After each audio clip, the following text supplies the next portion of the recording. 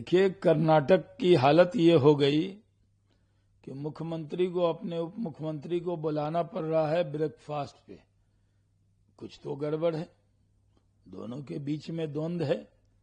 कांग्रेस का जो नेतृत्व है वो दोनों को लड़ा रहा है, दोनों में कंपटीशन करा रहा है।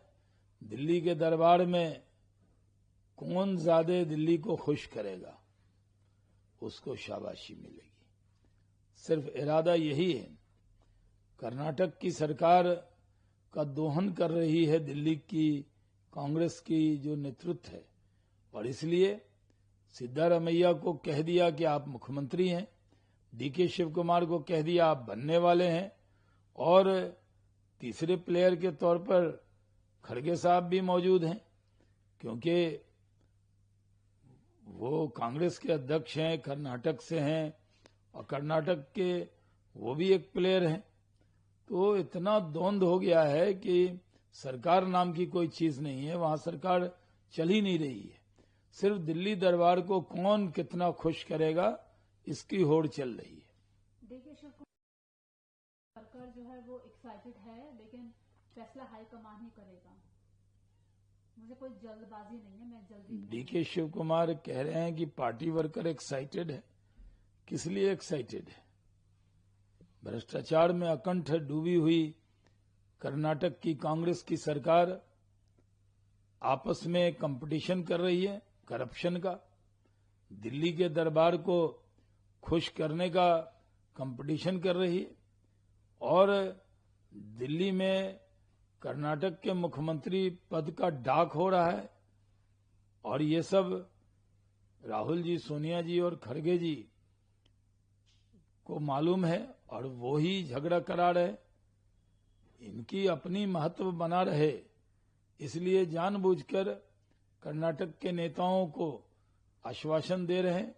इसलिए डीके शिव कुमार कह रहे हैं कि वहां के वर्कर को बहुत एक्साइटमेंट है। एक्साइटमेंट तो कांग्रेस नेतृत्व को ज्यादा है। भारत 3.2 जीडीपी ग्रोथ दर्ज किया है, सकल घरेलू उत्पाद जिसे कहते हैं। पीएम ने इसे सरकार की प्रो ग्रोथ पॉलिसी का असर बताया है, और बोला है कि एक अच्छा खासा ये हो रहा है डेवलपमेंट। देखिए, हमारी जीडीपी तेजी से बढ़ रही है। प्रधानमंत्री ने भी इसकी प्रशंसा की है। पूरे देश में खुशी की लहर है। शेयर मार्केट पर भी उसका अच्छा असर हुआ है। देश में एक अच्छा माहौल है, स्टेबल गवर्नमेंट है, और प्रधानमंत्री के नेतृत्व में देश तेजी से आगे बढ़ रहा है। वो दिन दूर नहीं जब हम एक दुनिया की बड़ी उभरती हुई ताकत से ताकत बन जाएंगे, और हमारी इकोनॉमी सबसे ज्यादा मजबूत हो जाएगी। कह रहे हैं कि पोल बॉडी उनके हाथ खून से रंगे हुए हैं। इलेक्शन कमीशन ने दखल ना देने को कहा है, चेतावनी दी है, क्योंकि अभी हाल ही में 10 मेंबर वाला डेलीगेशन वेस्ट बंगाल टीएमसी का, उन्होंने इलेक्शन कमीशन के अधिकारियों से मुलाकात की है। इलेक्शन कमीशन ने बोला है कि एसआईआर को लेकर आप लोग बीएलओ पर असर डालने या धमकाने के खिलाफ चेतावनी भी दी है उन लोगों को। देखिए, टीएमसी इलेक्शन कमीशन में ड्रामा करने ही गई थी, अपने एजेंडा को आगे बढ़ाने गई थी।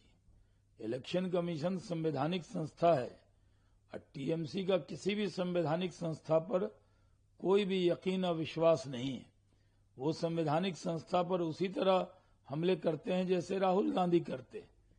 ये राहुल गांधी और ममता दीदी दोनों भाई बहन मिलकर संवैधानिक संस्थाओं की धज्जियां उड़ा रहे हैं, अविश्वास पैदा कर रहे हैं। और टीएमसी वहां पे गई और कह रही है कि उस चुनाव आयोग के हाथ खून से रंगे हुए हैं, जबकि बीएलओ को धमकाने का काम टीएमसी के लोग कर रहे हैं।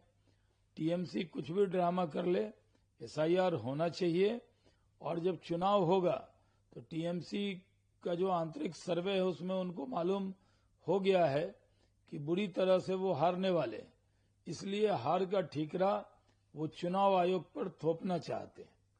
दिल्ली में पॉल्यूशन का स्तर, वॉरियर मॉम से मुलाकात की है, बच्चों का दम घुट रहा है, वो कह रहे हैं इसको नेशनल हेल्थ इमरजेंसी बताया है दिल्ली में पॉल्यूशन जो है। देखिए, दिल्ली के पॉल्यूशन को कैसे दूर किया जाए, इसके लिए दिल्ली सरकार और केंद्र सरकार पूरी ताकत से लगी हुई है। राहुल गांधी सब जगह राजनीति न करें। उन्हें मालूम होना चाहिए कि दिल्ली में अगर वो रहते हैं तो हम लोग भी रहते हैं। हम सब की चिंता है, पूरे दिल्ली वालों की चिंता है, सरकार की चिंता है कि ये पॉल्यूशन का जो लेवल बढ़ा है उसको कम किया जाए।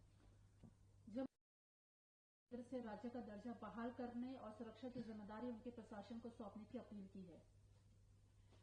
जम्मू कश्मीर में तरक्की हो रही है, जम्मू कश्मीर तरक्की के रास्ते पर आगे बढ़ रहा है, केंद्र से पूरा सहयोग है और सही समय पे सही निर्णय जम्मू कश्मीर को लेकर किए जाएंगे।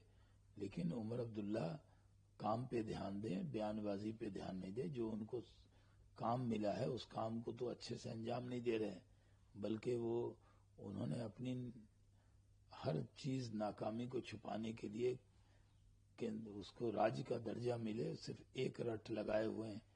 और इसके बारे में कहा गया है कि सही समय पे आकलन करके उस पर निर्णय होगा। आखिरी सवाल, एक बड़ा केस कंट्रोवर्सी है, उसको लेकर आज फैसला जो है वो सुनाया जाएगा। कैसे देख रहे हैं, क्योंकि इसमें कांग्रेस के कई बड़े नाम जुड़े हुए हैं। अभी मामला अदालत में है और अदालत के फैसले का हम सबको इंतजार है। पूरा देश जानता है कि नेशनल हेराल्ड केस में किस तरह से करप्शन हुआ है, और क्योंकि मामला ये सब जुडिस है, अदालत में है और अदालत का जो निर्णय आएगा उसका सबको इंतजार है।